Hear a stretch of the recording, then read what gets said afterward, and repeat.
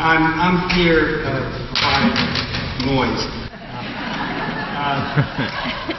To provide comic relief. But don't feel obliged. Just remember, if you don't laugh, you're only helping the terrorists. The thing is, we have to get into the minds of terrorists, you know. It's not just that they see bomb wrappers being held up that says made in USA, and that's why they hate us. But they also want to be martyrs. We've all heard about the 72 virgins waiting in nirvana for them. There's also promised orgasms that last 600 years. With my luck, at 150 years, I'd have a premature ejaculation.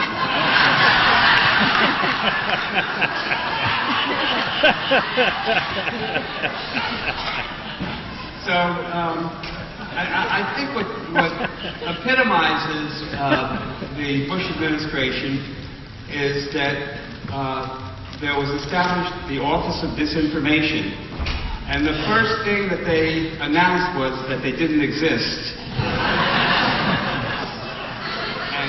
And so the propaganda machine has rolled on and on and on, and so much of the American public swallowed the lies. They would believe that Saddam Hussein and Osama bin Laden got married in Massachusetts, and then adopted a Chinese baby. So the name of their game is instilling fear. And it trickles down to commercial establishments. McDonald's is going to start featuring as a special dessert the apple pandemic. And there's also the new weapons. There is the neutron bomb. This is a weapon which wipes out humans but leaves the stash intact. Well, George Bush I said, "Read my lips." George W. says, "Read Mein Kampf."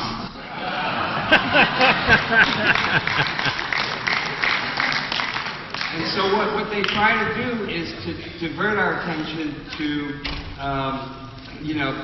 real terrible problems like same-sex marriage.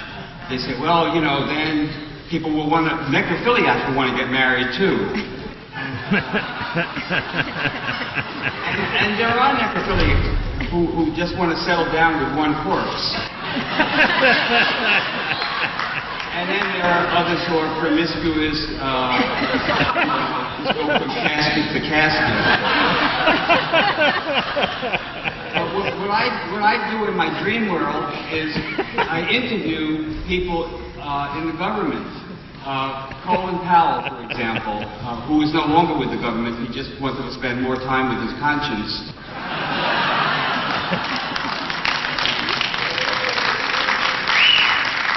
But I remember when he was the first African-American head of the Joint Chiefs of Staff under the Clinton administration, and advised Clinton against having gays in the military.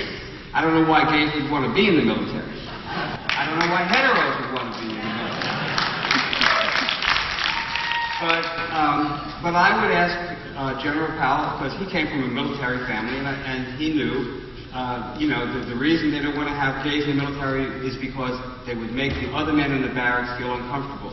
And I would say, General Powell, isn't that the same thing they said about blacks? That they don't want them to be in the same barracks as the whites because then the white soldiers would feel uncomfortable.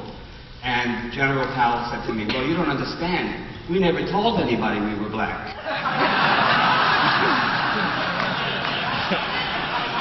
This was the forerunner of the don't ask, don't tell policy. And then I would ask Rumsfeld. You don't have to ask Rumsfeld anything because he asks himself, You just say, Donald Rumsfeld, are you a mean-spirited prick? Well, that depends. Am I a mean-spirited prick? It depends. It's a very subjective thing. But But I would ask him, listen, Rumsfeld, what about those prisons in Guantanamo? You know, they can't get lawyers, they can't communicate with their families, they're in these cages, there's no habeas corpus, there's no charges against them, there's no trials. He said, well, wait a minute now, they have more freedom than you Americans do. I said, what are you talking about? And Rumsfeld said, well, they can go to Cuba and you can't.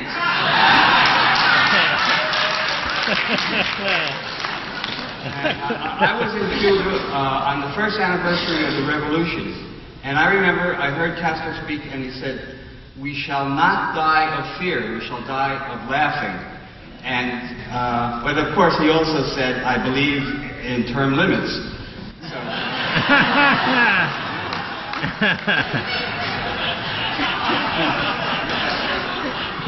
I've also interviewed Pope Benedict, trying to find out why.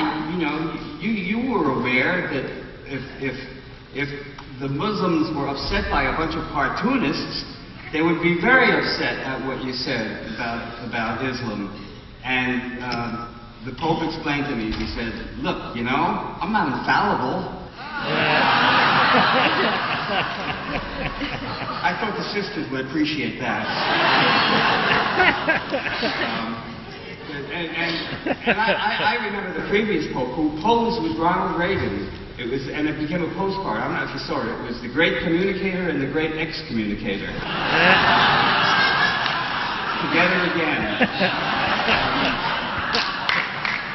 So I also interviewed God.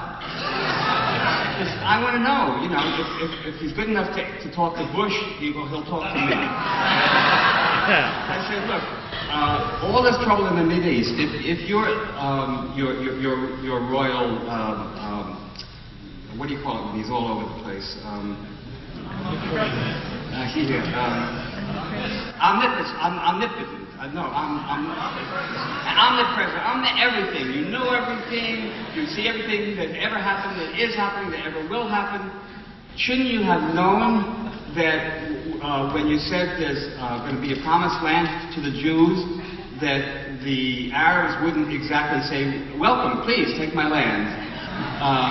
And so God said to me, I didn't promise them. I just said, I'll see what I can do. But, so it's as if there's a holy war going on, you know. Jehovah versus Allah. Jesus versus Muhammad. And, by the way, did you know that Jesus had a tattoo on his right arm? It just said, WWID. What will I do?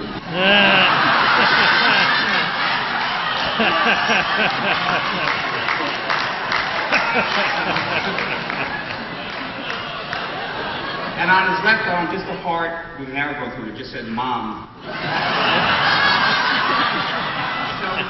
So it's interesting now to see the attempt to reconcile the intelligent design theory against the evolutionist theory. And now I didn't say this. This is why it's getting more and more of a challenge to do satire, because the people who are earnest and serious are getting the laughs. So it was not a comedian who said this, it was a creationist who said that there were a pair of dinosaurs on Noah's Ark. I couldn't have made that up. I don't have the imagination. But even before 9/11, the U.S. government gave $43 million to the Taliban. And this was because they said, well, you know, the Taliban is a faith-based organization.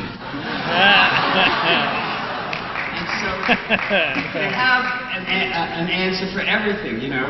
Well, wasn't it kind of bizarre that we would be dropping bombs on them, followed by boxes of food? And they explained, well, no, this is compassionate conservatism in action.